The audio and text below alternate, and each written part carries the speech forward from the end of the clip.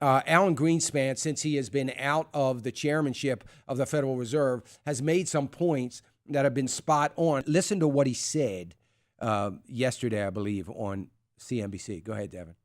So long as reserves are sitting in the deposits of, for example, depository institutions, J.P. Morgan, Wells Fargo, et cetera, at a Federal Reserve bank, those are not having any active effect on commercial lending or economic activity.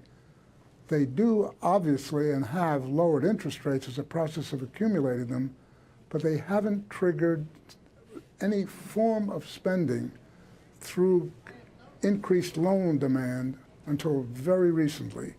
What he is saying is we've got all this cash sitting in reserves. The Federal Reserve has trillions of dollars of bank money sitting there doing nothing. I said trillion with a T. It wasn't a mistake.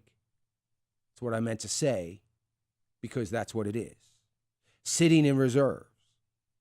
What Alan Greenspan is saying is what many of us have been saying for a long time.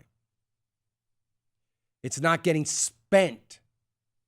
We have banks deciding and choosing to leave it sit, do nothing, earn 12 basis points on it, which is less than 0.25% on that money, rather than lend it. Or at least that is the interpretation that of so many, that the banks are not lending.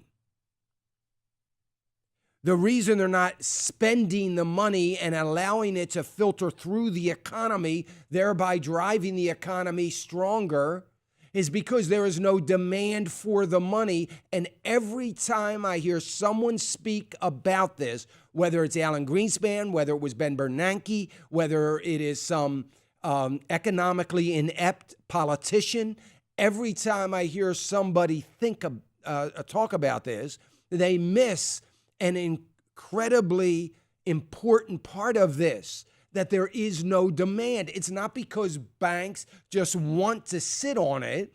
It's because there is no demand for the money. There's no demand for the money because there is no signs of economic growth throughout the fundamentals of the economy.